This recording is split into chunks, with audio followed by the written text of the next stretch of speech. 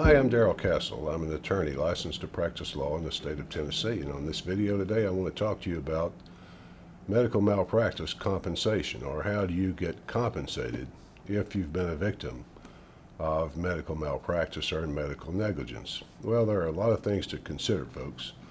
And one of those things is that, first of all, there has to be medical negligence. It can't just be bad care or inattention or something like that. A doctor has to do something, or a hospital, a medical provider, that is so far outside the standard of care for that area that you could say, well, no reasonable doctor would have done it that way, or no reasonable doctor would have made that mistake or whatever. But let's say that does happen, and you suffer, or a loved one suffers an injury because of it. How do you get compensated? Well, you go and see an experienced attorney, and that attorney will look at your case and will make an evaluation initially, just from talking to you, if there is something there that he might be willing to order the medical records and examine them, have them examined by other medical experts, other doctors, in other words.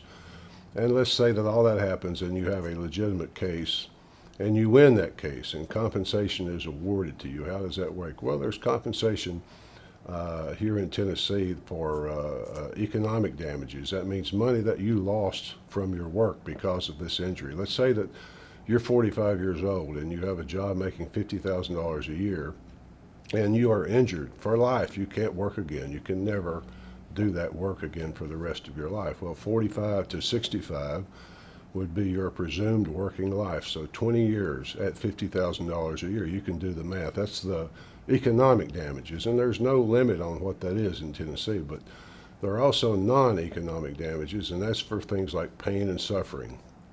Pain and suffering, loss of the pleasures of life, loss of the enjoyment of life, things that you used to do but you cannot do anymore because of this injury. Tennessee in general has a cap, but that's limited as to what you can recover. But that's how compensation works. Now, the attorney fees are limited by state law here in Tennessee. An attorney can't charge you more than 1/3 of the total recovery. So most firms will not charge you anything. You won't have any fee, any expense, unless that attorney actually wins your case. So that is how the compensation works. If you have any further questions about it, folks, I'd recommend you call me.